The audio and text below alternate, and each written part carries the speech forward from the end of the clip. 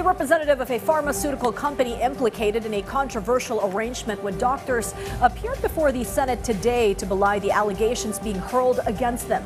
Further part, upper chamber lawmakers wanted to determine whether such practice is accepted and legal or questionable, especially since medical practitioners are also governed by certain ethical standards, especially when it comes to prescribing medicine. Daniel Manalastas has more. As the pharmaceutical company alleged to have colluded with doctors, faced the Senate Committee on Health as they vehemently denied allegations thrown at them, saying they follow the law.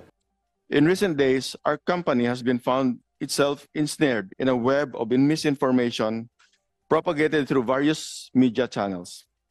I stand before this August Assembly to vehemently refuse these baseless allegations. Senators meanwhile asked the pharma company if they afford incentives to doctors. Are you giving out incentives? We are giving incentives and, shall I say, support to our doctors who, for them to include us as a brand for their generic prescriptions. All right. What kind of incentives? We Doctor? give them continuing medical educations locally and abroad. Trips abroad? Yes po. Nagbibigay kayo? Yes po. Kotse? Hindi po. Cash? Hindi po. Pera? Wala? Hindi po. Hindi po. Ha? Hindi po. Relos? Nagbigay kami ng watches sa... Rolex? No, not Rolex po. Kawawa naman yung mga doktor kasi nakaka-afford talaga ito bumili. Mas magaganda pa yung masasakyan nila sa atin eh.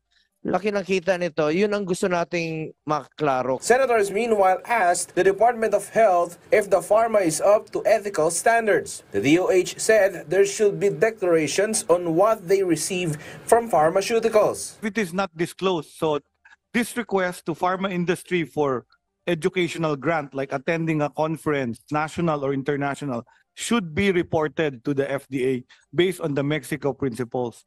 If they do not report it, then it is unethical and probably even illegal. So nireport niyo ba yun, Dr. Mr. Go? If I may... No, pakisagot lang po. Nireport niyo ba yun? Kasi yung Yeah, we are already partially complying with this. If the charges or accusations are true, the RA 2382 contains a provision that violation of the Code of Ethics for the medical profession is one of the grounds for reprimand, suspension. The DOH said the Philippines is a signatory to the Mexico and Kuala Lumpur Principle, which is an international code of ethics, which notes and opposes the prohibition of accepting excessive gifts. So, Mr. Chair, ang gagamitin nating mga penalty ay kung ano yung allowed by law. Which is 2,000 pesos.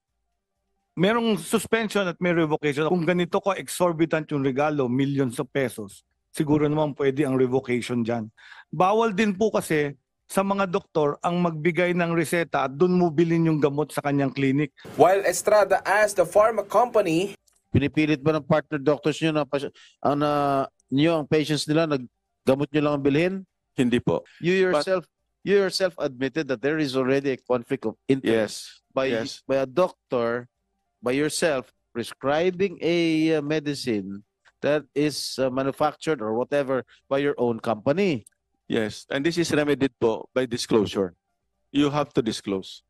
Daniel Manalastas from the National TV Network for a new and better Philippines.